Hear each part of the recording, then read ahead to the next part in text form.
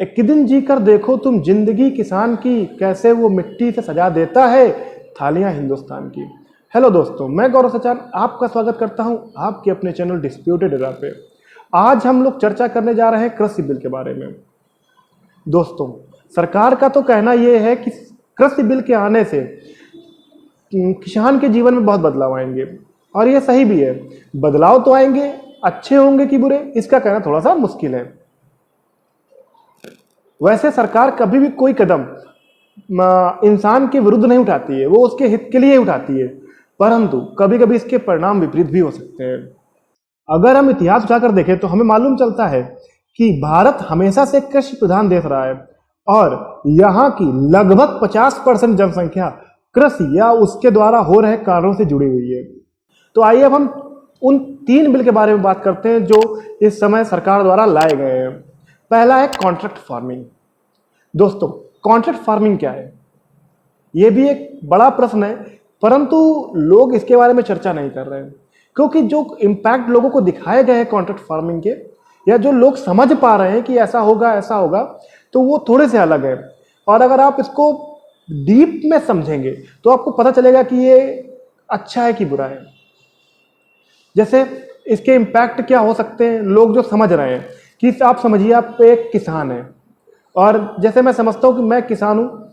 मैंने जब कोई खेती शुरू करी तो उस समय जैसे मैंने कोई खेती शुरू करी उस समय उसका प्राइस 50 रुपये किलो था, और मैंने खेती शुरू करी और जब तक मेरी फसल तैयार हुई तब उसका रेट 20 रुपये पर केजी हो गया।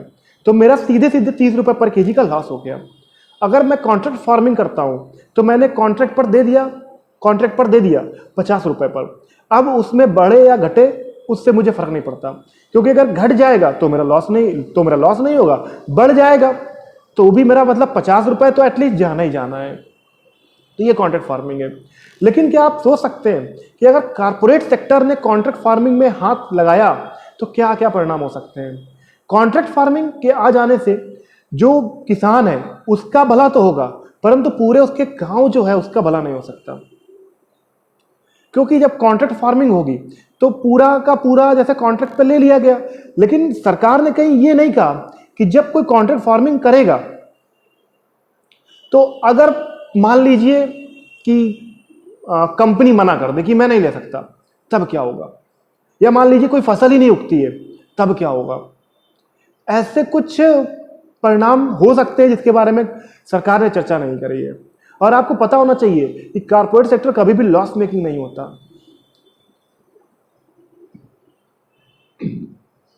उसको उतनी प्रोडक्टिविटी चाहिए, वो ज्यादा से ज्यादा खाद डाल करके उस जमीन की पूरी प्रोडक्टिविटी ले लेगा, और कुछ समय बाद वो जमीन खराब हो जाएगी।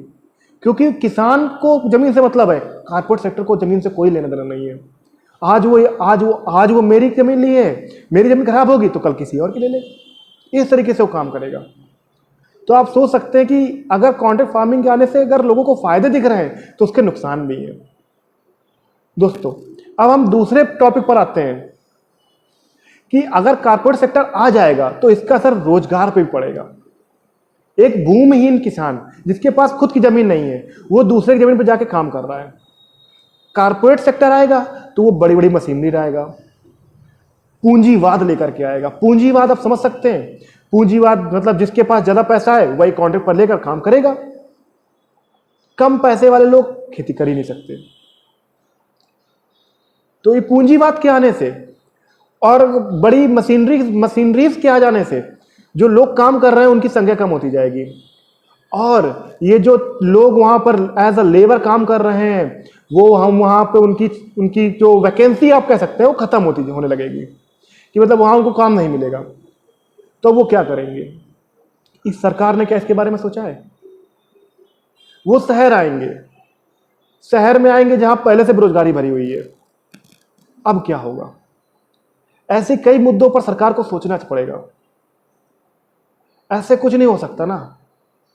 चलिए अब हम लोग दूसरे टॉपिक पर चलते हैं। तो हम लोग बात करने जा रहे हैं दूसरा पॉइंट, एसेंशियल कमोडिटी बिल पर।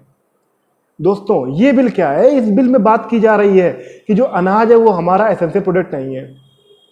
मतलब जो चीज हमारे लिए एनर्जी दे रही है वो प्रोडक्ट ही नहीं है। मतलब एक आदमी 10 दिन तक अगर खाना नहीं खाता तो उसे कुछ नहीं होगा, क्योंकि हमारे एसेंशियल है नहीं। हवा पानी में हम जीवित हैं, वही हो सकता है एसेंशियल हमारे लिए। और तो और अब जमाखोरी भी, अब कोई भी उसमें जमाखोरी करने, आप जमाखोरी भी कर सकते हैं। आपके पास अगर पूंजी है तो आप सामान इकट्ठा करके रख लीजिए, क्योंकि किसान के पास तो इतनी पूंजी भी नहीं होती कि वो जमा करके रख पाए। सिर्फ पूंजीपति ही इसको रख सकते हैं, सिर्फ पूंजीपति ही इसको जमा करके रख सकते हैं। किसान के पास रहने के लिए खुद घर नहीं होता। अच्छा, वो दिन भर खेती करके लोगों तक अनाज पहुंचाता है, अब उसके नाम पर भी ठगा जा रहा है। अब पूंजीपति इसको रख लेते हैं। अगर अब पूंजीपति इसको रख लेंगे तो आप सोच सकते हैं क्या होगा भाई। जब बाजार में मांग बढ़ेगी तो सीधी सी बात है, महंगाई भी बढ़ेगी। जब आइटम कम होगा, मांग ज्यादा होगी, तो महंगाई अपने आप बढ़ जाएगी। और जब महंगाई बढ़ जाएगी तब क्या होगा? जब महंगाई बढ़ जाएगी तब वो कारपोरेट सेक्टर के बंदे जो पूंजीपति हैं, वो अपना माल को नीचे उतारेंगे और उसको बेचना शुरू करेंगे। तब ये सब महंगा होता जाएगा। मतलब कहने का क्या है, सरकार क्या करना चाह रही है कुछ समझ नहीं आता। वो उस चीज पर जोर दे रही है जो किसानों के हित में ही नहीं है, ऐसा मुझे लगता है। और हम लोग देखते आ रहे हैं कि इसी वजह से, पहले भी इसी वजह से आलू, प्याज, इन सब के दाम बढ़ते जा रहे थे। अब तो खैर ये कॉमन हो गया है, तो आप जी भर के कर सकते हैं काम। आपके पास पूंजी है, आप इकट्ठा कर रख लीजिए। जब अकाल टाइप का आएगा तब देखा जाएगा। हाँ, ये जरूर कहा है सरकार ने कि आप महामारी के समय और युद्ध काल में आप सामान को इकट्ठा नहीं कर सकते। मगर युद्ध काल कब होगा? महामारी तो 10 से 15 साल में एक बार आती है। जैसे 2009 में आई थी फ्लू, जो जिसने इंडिया पे इतना इफेक्ट नहीं किया, लेकिन महामारी ही थी। अब 2020 में आई कोरोना। अब हम तीसरे बिल के बारे में चर्चा करने जा रहे हैं, जिसकी चर्चा सब जगह है। सब लोग सिर्फ इसी बिल के पीछे लगे हुए हैं, क्योंकि उनको लगता है यही सबसे इंपॉर्टेंट बिल है। इस बिल में क्या कहा गया है कि कोई भी सामान, किसान कोई भी सामान को मंडी में भी बेच सकता है और बाहर भी बेच सकता है। मुझे नहीं याद कि कब ऐसा हुआ है जब किसान ने केवल मंडी में ही बेचा हो और बाहर नहीं बेचा है। आप समझ सकते हैं, केवल 9 से 10% माल ही मंडी पहुंचता था, बाकी सब तो बाहर बिकता आ रहा है। तो वह सब क्यों? सरकारी आंकड़ों के हिसाब से भी उनको पता है कि ये माल डायरेक्ट बिकता है। हाँ, अब इसमें सुविधा ये है कि आप हाईवे के थ्रू एक स्टेट से दूसरे ले जा सकते हैं, आपके साथ कोई दिक्कत नहीं होगी, आपको एनओसी की भी जरूरत नहीं पड़ेगी। ये एक अच्छा काम किया सरकार ने। और तीसरा बिल तो ठीक है, क्योंकि अब जो मंडी पे लोग होते थे, आढ़तिया जिन्हें बोला जाता था, जो माल का रेट तय करते थे, अब उनके हाथ से निकल गया, किसान अपने हिसाब से तय करेगा। परंतु इसमें भी एक समस्या है। समस्या ये कि मक्का जैसी फसल जो मार्केट कभी पहुंचती ही नहीं है, जब वो बाजार ही नहीं पहुंचती, उसका मिनिमम उसका एमएसपी 1850 रुपए था लास्ट ईयर, और बिकी थी 9 से 1100 रुपए तक।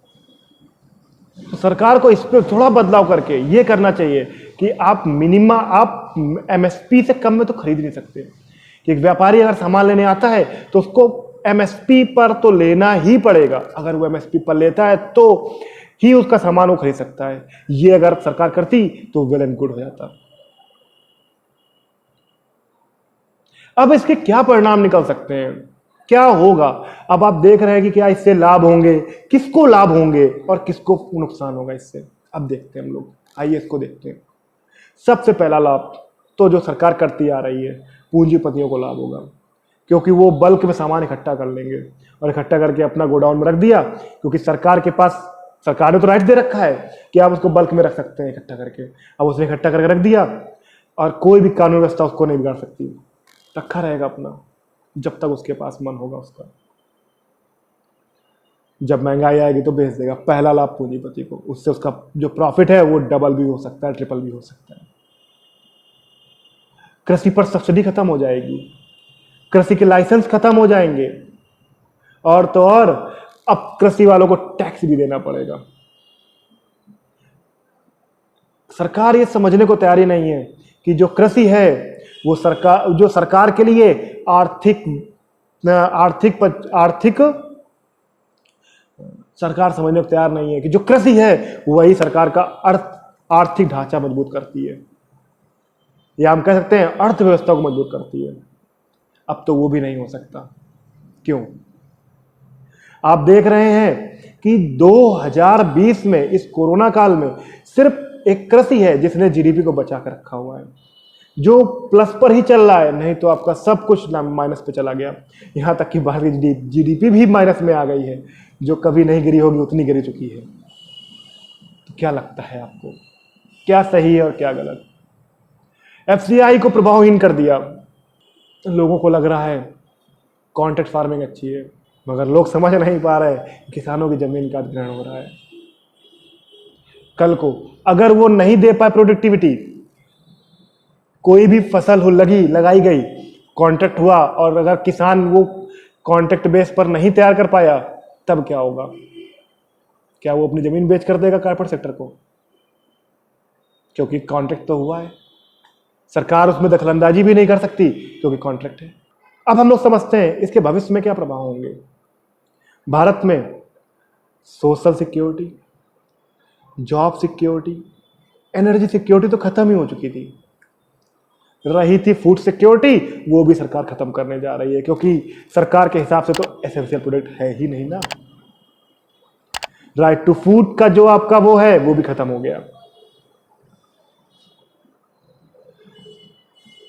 अब तो ऐसा प्रतीत हो रहा है कि जो प्राइवेट कंपनियां अब तो ऐसा प्रतीत हो रहा है कि जो प्राइवेट कंपनियां रिटेल व्यापार पे कूद रही हैं और कृषि बिल ला करके उनको बढ़ावा दिया जा रहा है। तो ये दोनों एक दूसरे से मिलकर ही काम कर रहे हैं।